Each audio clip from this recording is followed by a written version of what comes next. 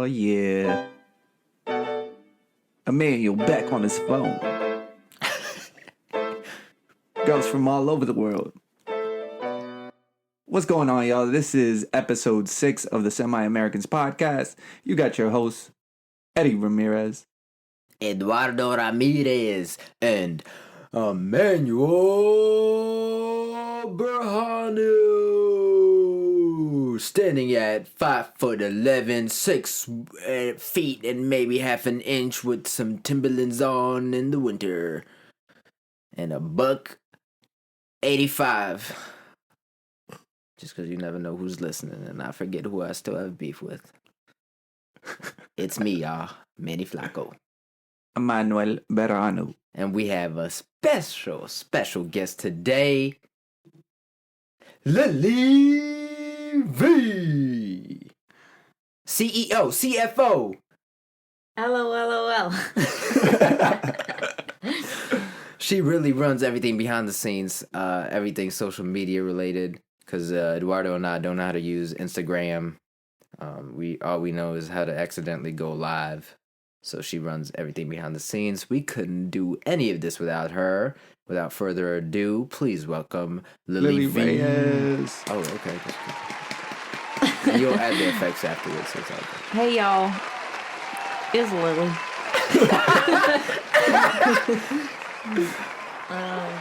Happy to be on the show. Let's go. Thanks for having me on, y'all.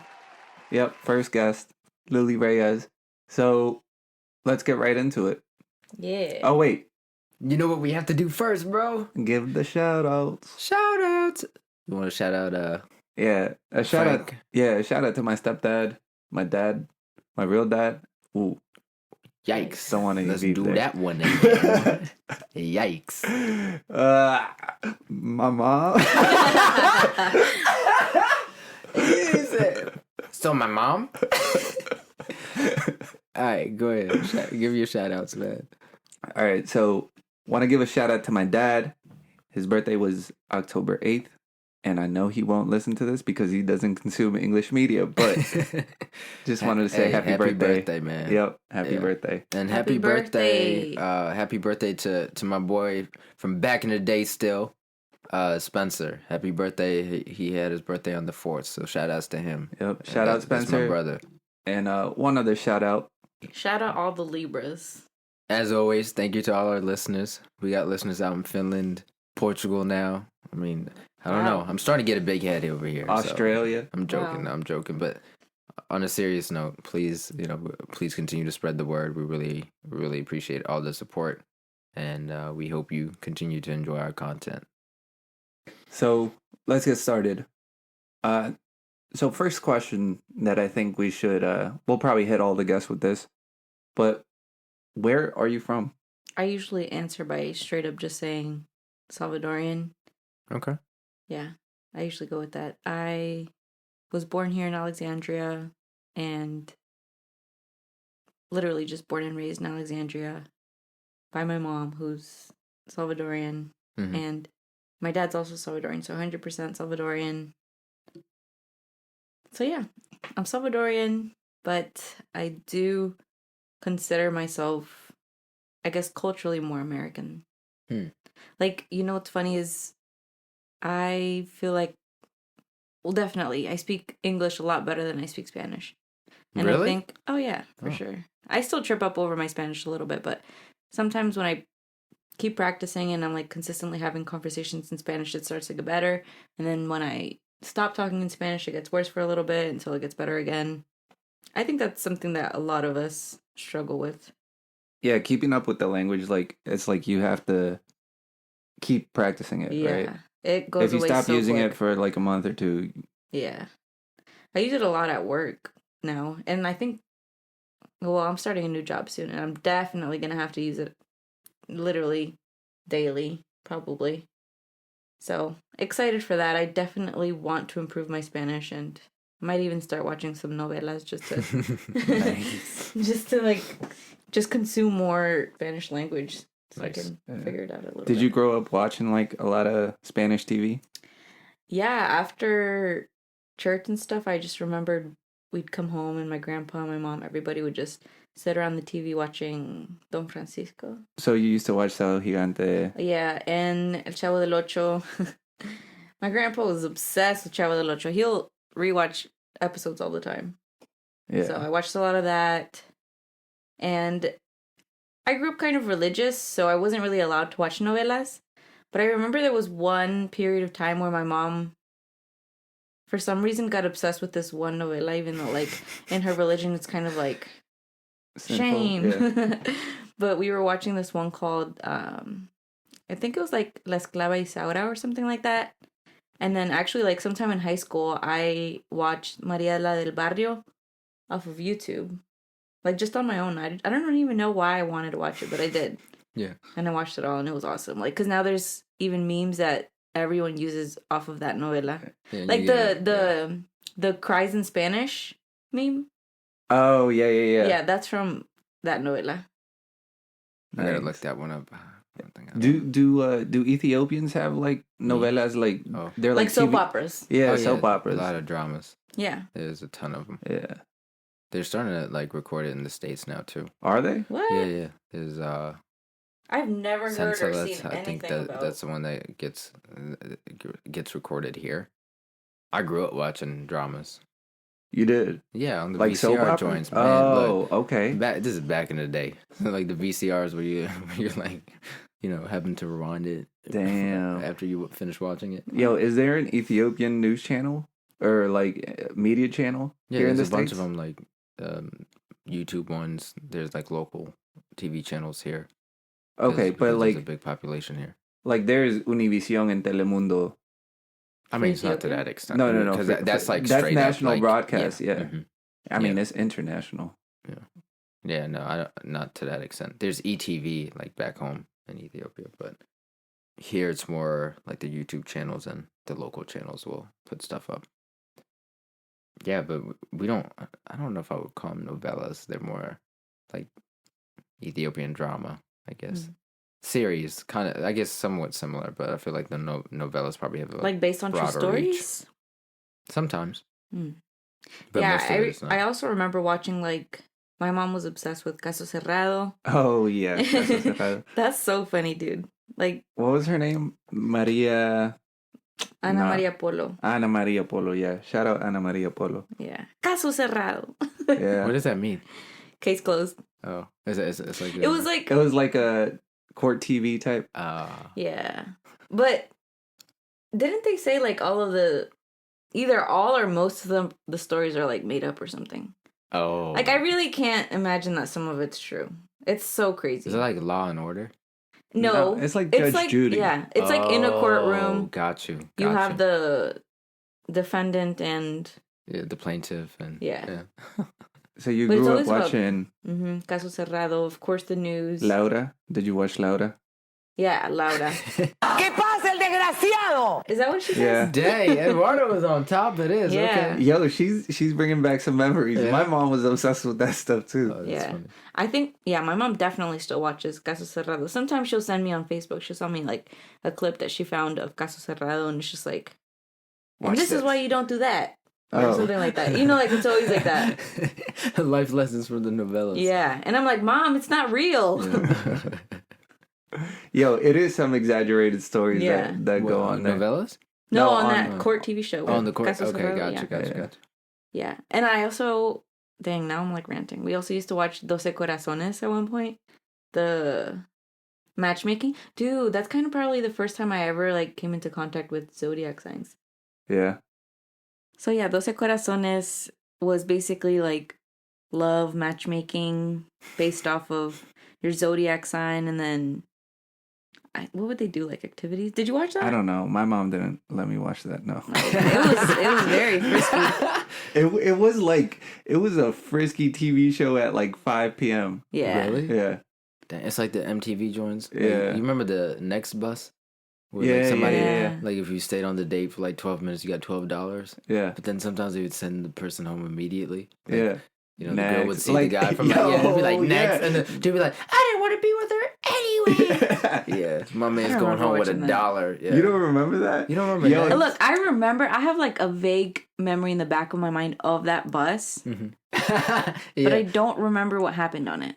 Yo, I remember what was the one about like, was it like Rate My Room? Oh, when they would go through the rooms and then and like figure out if they wanted to date that person Yeah, based yeah. off of how their room looked. What was Yeah. it called? I don't know. Was it called Room Raymond Raiders? Room? I don't know. something like that. Yeah. Yeah. Yo, yeah, but people would walk off the bus and just That was so mean. automatically next. Yeah.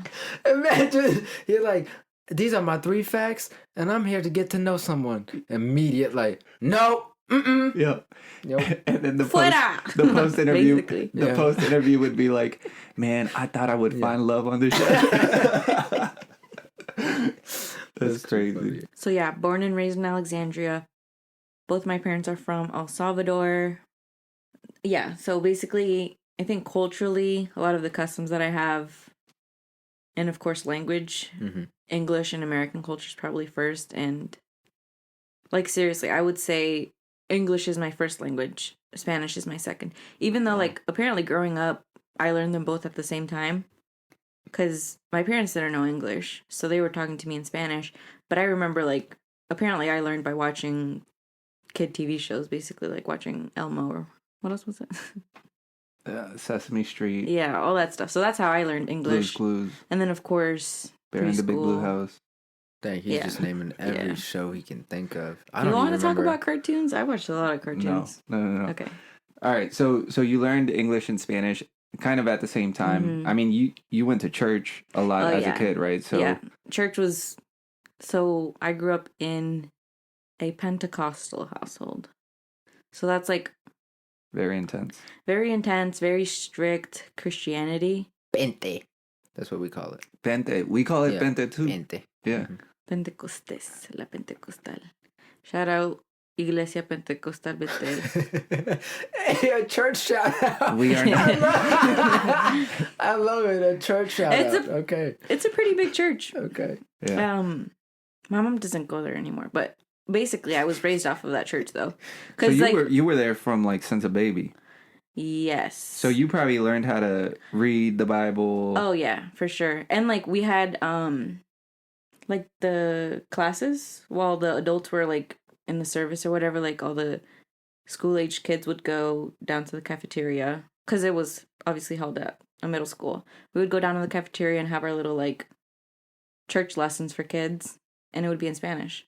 So, yeah, I think my Spanish was a lot better as a child. And then it really got bad after high school when I went into college and I wasn't really like interacting or going to church anymore either. But did that change? Were you not You said the language was kind of fading or getting away Yeah. from you. But was that a result of you not being around Hispanic or Latin American people or? So I went to Mason, very much just like Nova, very diverse. Mhm. All the same people that I'd see in high school were basically at Mason. Like it's just your generic college. Mhm. All the kids from this town went to that college if they didn't go anywhere else. Mhm. So I was around Hispanics and I was in like the Hispanic Student Association in college, but this is educated Hispanics that are in the same boat as me, like first generation Mhm. and dealing with the same things that I have, which is basically like, oh, I grew up here. I speak more English than I do Spanish. Mhm. We're just trying to connect here because we are culturally, Connected. yeah. But like, it's not like our meetings were ever in Spanish. Like everybody's primary language was English. So I feel like that's where it all faded. Okay. But mainly when I stopped going to church, because that was like a primary source of keeping the language with me. Sure. And then, of course, now being in college, I'm not at home as often, so I wasn't like talking to my mom a lot. Just like, your generic stuff. Mhm. But I think that's basically where my Spanish started tripping up, and now it's like all jacked up. It's really not. No, I think it's gotten better. I Yeah. mean, now that your job really yeah. makes you kind of use it. I'm still like, I still have conversations, and I'm like, what's the word? Oh, you know what I'm talking about? And I'll say it in English, or Yeah. we'll mispronounce stuff, or like, it's almost like getting tongue-tied while speaking Spanish. Yeah, you pull up Google Translate real quick. Yeah.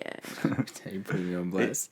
But anyways, I still I do it. Oh, Yeah. you still You don't pull up like if you don't know a word in Amharic, you I do, but like a lot of times it's like terms that don't even I've exist. never that or it's like related to my work, so it's like I look up something and it's not Yeah. a word that I would have ever learned from my parents.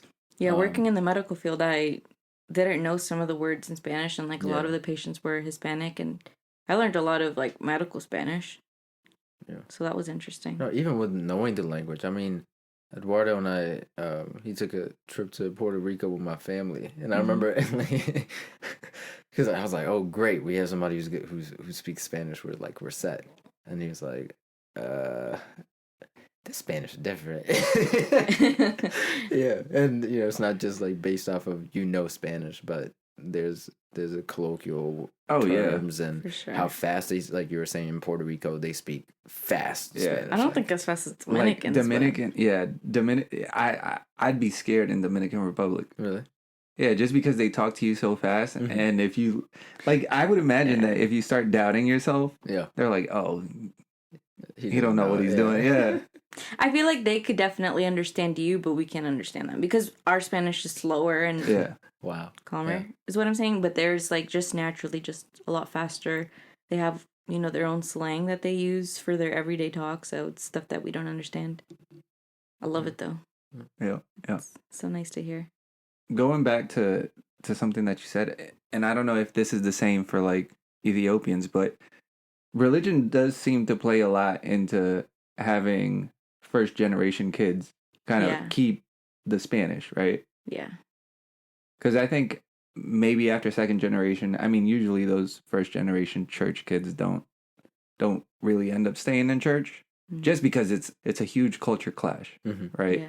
It's very intense. Like, I'll just get into it just for a quick second. Basically, like, the rules were, and it seemed like it was rules put upon us, like, they claim to be, like, non-judgmental because you can't go to heaven unless you're not supposed to judge people. But either way, you still felt that judgment if you wore pants. Like, females could not wear pants. Like, you had to wear knee-length skirts or longer to be considered, like, in a good stance, I guess, or in a good position.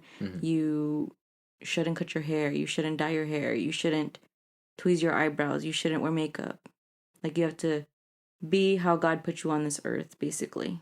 And if you kind of stray away from that, then, like, oh, shame on you.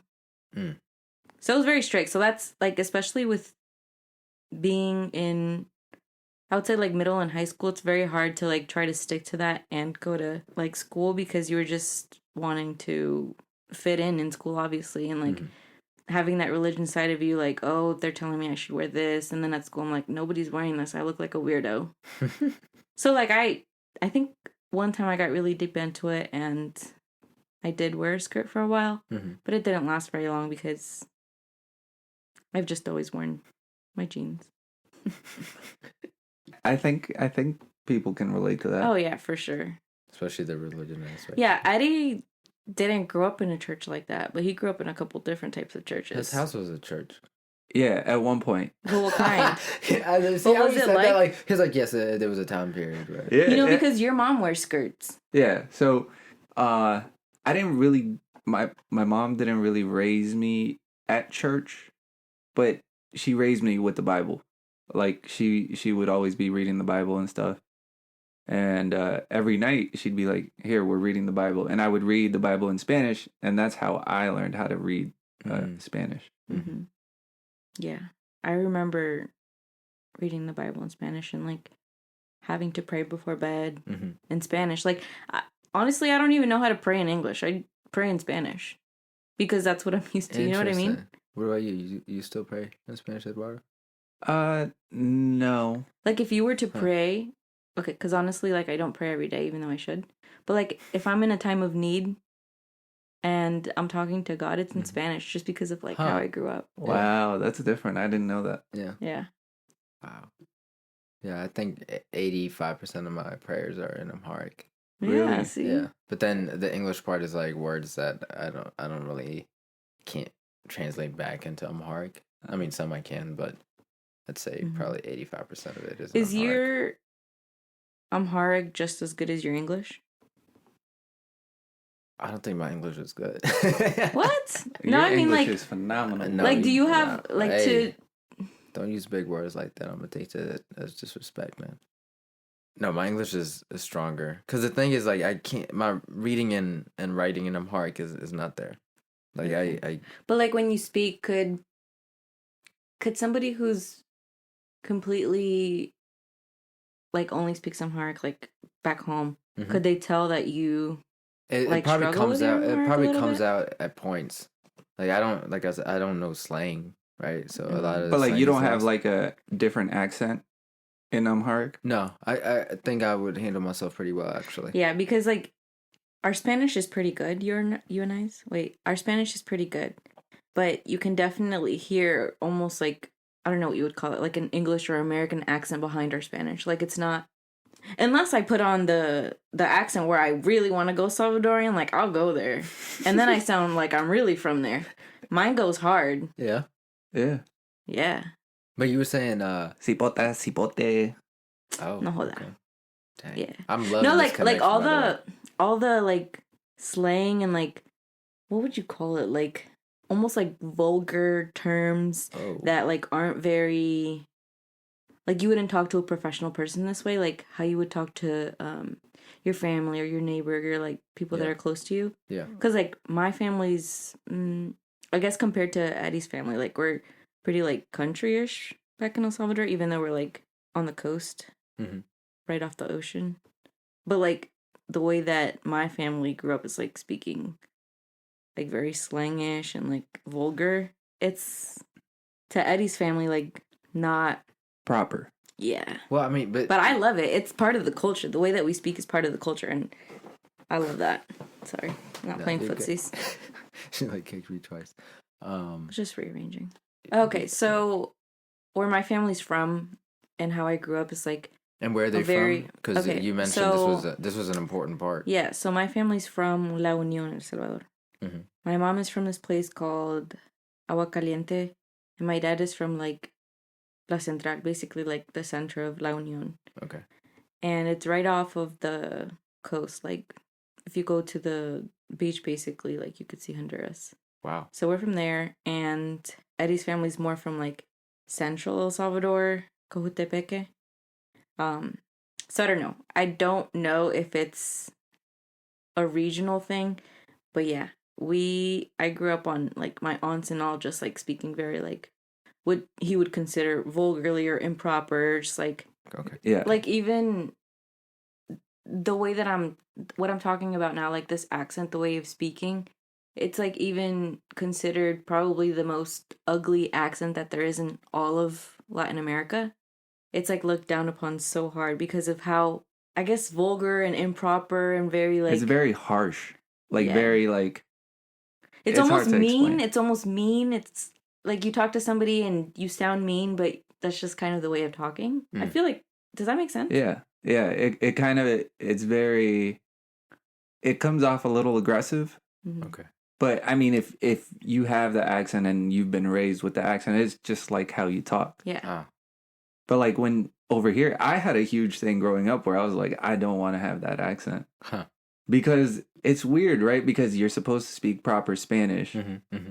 But then again, it's like, Yeah. What Yeah. is that even? There's Yeah. definitely still a code switch though. Like if I'm speaking to people at work, I'm not going to use that way of speaking. Mhm. Even speaking to Eddie and his family, I will not speak like that because it's improper Spanish. But it's really fun to speak. Like when I want to annoy Eddie, I'll go hard and I'll just go in it. yeah, she goes pretty hard with the accent. And it's pretty spot on. Like that's probably the best Spanish I'll speak is when I'm trying to like do an impersonation. Yeah. Yeah. But my aunts are all very like that and it's like fluid for them. So- My mom not so much though. My other aunt, yeah. So it's like two different. Even though you're both from, I mean, your background is El Salvador. It's very different in terms of language. What Yeah. What about culture? Culture is different too. I think there's a couple of differences, but not like significant or dramatic differences. Like for example, there's this thing that you put in pupusas called loroco Mhm. that I feel like is just a thing that apparently people in Oriente do. Okay. I think that's what your mom was telling us. That Really? that you guys don't like loroco because it smells like cow breath or something. That's what your mom said. No, I mean, I like it. My stepdad doesn't like it, but he was raised... Oh, okay, yeah. So because in Oriente, it's kind of like country, a little farming. There's a lot of cows. Then the thing is, we relate to loroco with... like cow breath or something like that. Grassy, right? But people that are from like Central El Salvador that don't have that experience with that are like, oh, this tastes good. Yeah.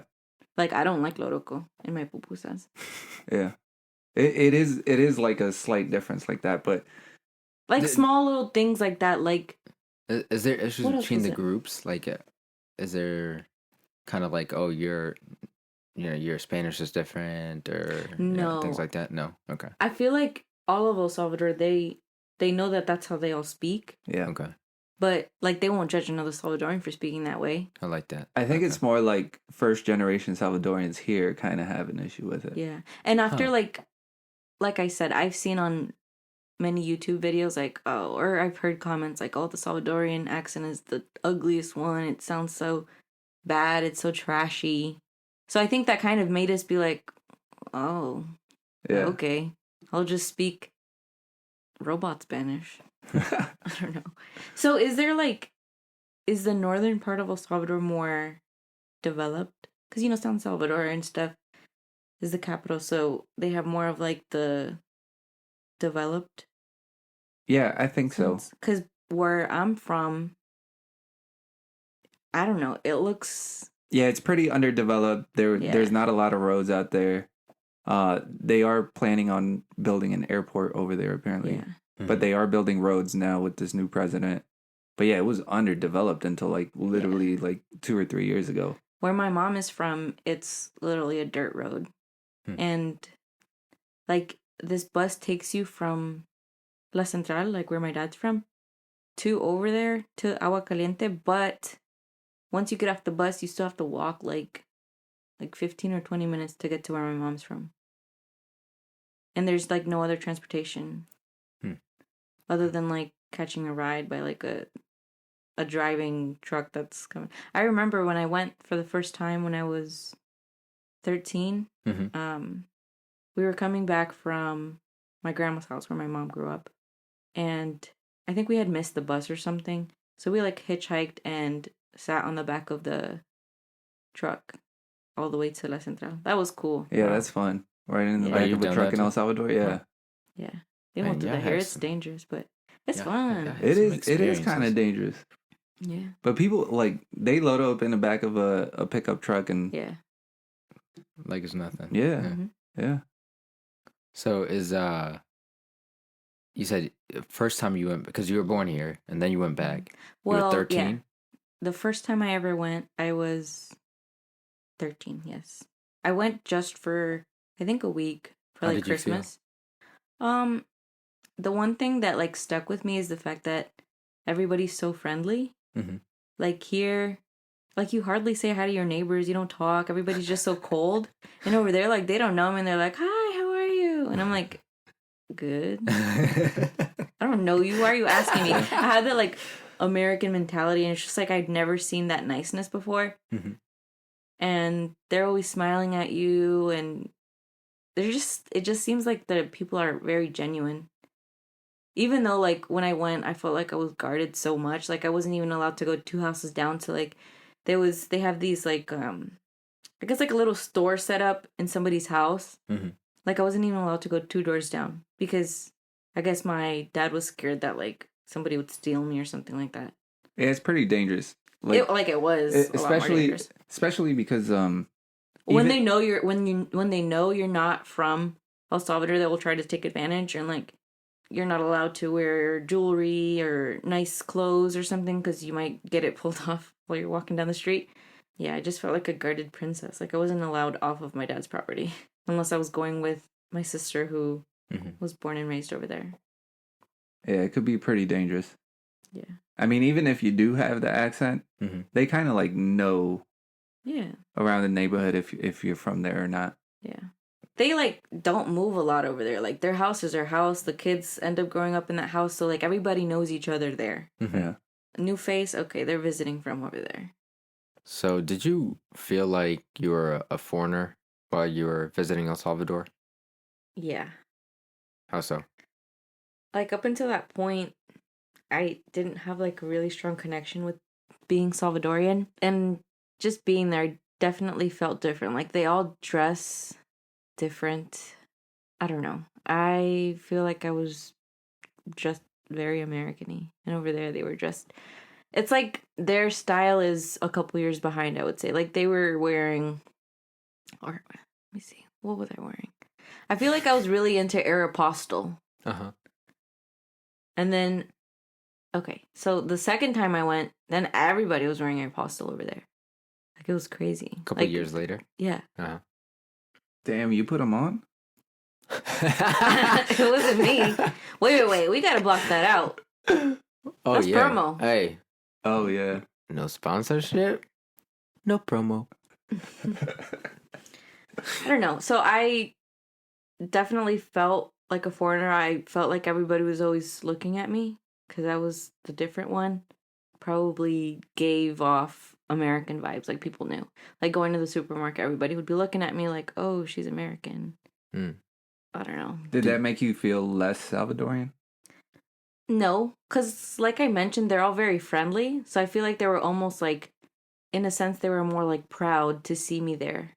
Because they know that kids exist that like will never get a chance to come to their parents' home country. Mm-hmm. And so to see an American-raised Salvadorian coming back is kind of like nice to see, I would say.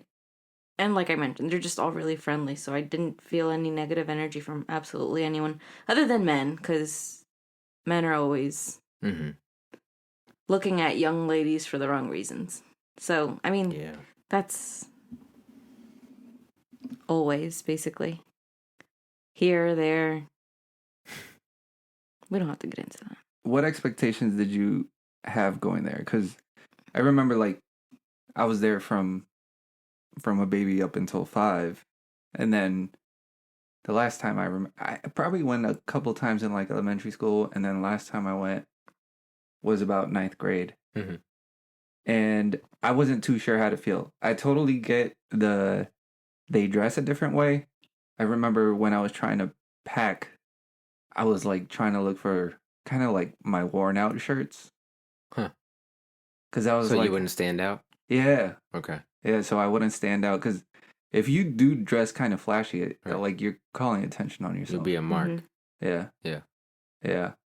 And it's just like the clothes available there is not as much as it is in America. Well, it might be different now too, right? It's been some time since styles you've changed. actually been. I wonder if they're wearing like, what do they call the current style right now? Like the loose ripped jeans, mom jeans, and big t-shirts. Well, we'll see next time we go. Yeah, we will. I just felt like everybody over there all the females would wear like skinny jeans and like tight shirts. But what was like your expectation? Were you going kind of scared? Had your parents talk to you about how dangerous it was, and were you scared, or was it kind of just like excited about it? I was excited to meet my niece for the first time. She was already like, I think 5 years old, and I hadn't met her yet. And excited to meet my sister for the first time. My sister, she was obviously older. She was born before your parents immigrated here, right? Yes. And she stayed in El Salvador until 2 years ago when she finally got her documents. Yeah, her documents to come over here legally. Yeah, so you'd only ever seen your sister 1 or 2 times. Before she came here, yes. The 2 times that I went to El Salvador, when I was 13 and then when I was 16. Well, I wanted to ask, you're both from El Salvador. You've been together for quite a period of time. How, even though you're similar backgrounds, how are things different between y'all? Just because of, I mean, you're both born here, but of course, Eduardo spent some time in El Salvador in the beginning ages, and then. I don't think they were like formative years of his life though, so I don't think it really made a difference for him. Yeah, it really didn't. So there's no like differences between y'all as far as culture is concerned? I think just that part of like, I'm from Oriente, so I'm a little bit more country and have different, like I mentioned, just the way of speaking is a little bit more aggressive. Yeah. And his, like, in my eyes, he's just a little bit more of a bougier Salvadorian, is what I would say. Not completely bougie, but just bougier than me. He just did a little shoulder shake when you said he was bougie. Love it. Yeah. I think his mom is very smart. He looked over. He said, his mom, he said, what'd you say about my mom? No, like, I've talked to his mom a bunch of times now. She's just, like, very smart and very educated. And she raised him really well. I think she did a phenomenal job at raising him. That she did. Yeah, for sure. Thank you, Mom. Yeah, and I grew up in a single mother household. I think that makes a bigger difference than, like, the culture difference between us. Yeah. But, like, yeah, we share a lot of the same things. Like, we know a lot of the same things about El-Salvador and eat the same foods and know about the same experiences from going over there. Yeah. That's what Eduardo was saying. He really appreciated, like, on the last episode, he was saying it's just so much easier to be with somebody who gets you on that level. Like, talking to his parents, it's really fun to hear how many similarities there are between me and his stepdad, because his stepdad's actually from the same place where I'm from. Oh. Okay. So then growing up, Eddie and his mom would be like, oh, what is that? What's that, Frank? And then, like, they met me and it's just like, oh yeah, I know what that is. That makes sense. And it's just like, oh, it must be an Oriente thing. So I love those conversations. This just like makes me feel so much closer to my culture and specifically being from that part of El Salvador. Because it's almost like a confirmation, like, that's a thing that we have that y'all don't have that makes us a little bit more unique. And, like, y'all have things too. And it's just, like, makes me feel a little bit more one with my culture. Specifically, like, being from that part of El Salvador. Like, it's not a generalized El Salvador thing. It's that part of El Salvador thing. Yeah. All right, so do you feel like you're in between two worlds? AKA, do you feel like a semi-American? Do you feel like that term applies to you, Lily? Of course. I am definitely a Salvadoran American. I feel a strong connection to my Salvadoran roots, but was raised here and have, I would say, like 60-40 more American than I am Salvadoran. I connect strongly with my Salvadoran roots, but feel like I'm more outwardly American. Just because I grew up here, I speak more English than I do Spanish.